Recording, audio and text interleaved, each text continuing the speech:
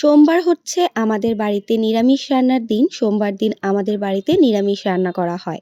কালকে রাত্রে হাসব্যান্ড বলছিল যে একটু খিচুড়ি হলে ভালো হয়, তাই যেই কথা সেই কাজ। আজকে রান্না করে ফেলেছিলাম খিচুড়ি, তার সাথে ছিল আলু ভাজা আর সবজি। আমার হাসব্যান্ড তেমন একটা বলে না যে আজকে এটা রান্না করো সেটা রান্না করো, খুব কম বলে। তো যেদিন হচ্ছে বলে যে এটা রান্না করো, আমি চেষ্টা করি তার মন মতন সেটা রান্না করে দেওয়ার। কিন্তু কষ্টের কথা হচ্ছে আমি আর আমার মেয়ে একদমই খিচুড়ি খেতে পছন্দ করি না। আমার তেমন একটা পছন্দ না হলেও আমি খেয়ে নিই, কিন্তু আমার মেয়ে একদমই খিচুড়িটা মুখে দিতে চায় না।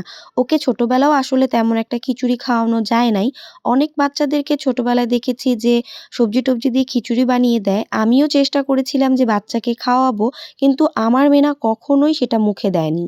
৩-৪ বার যখন দেখেছি যে সে খিচুড়িটা খেতেই চায় না, তারপর আমি এটাকে স্কিপ করে দিয়েছি। ছোটবেলায় আমি আর তাকে খিচুড়ি দিয়ে তার মুড নষ্ট করতে চাইনি। আমার মেয়ে কিন্তু বাবার মতন একদম হয়েছে দেখতে, কিন্তু তার টেস্ট বার পুরোপুরি আমার মতন। আমি যেমন মিষ্টি খেতে খুব পছন্দ করি, আমার মেয়েও মিষ্টি খেতে খুবই পছন্দ করে।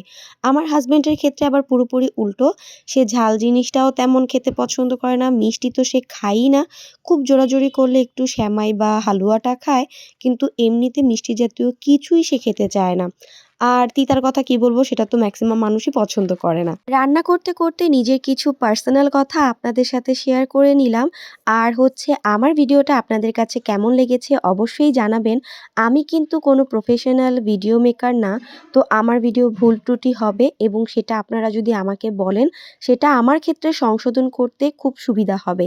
আর আপনাদের কাছেই সুন্দর করে পরবর্তীতে প্রেজেন্ট করতে পারবো।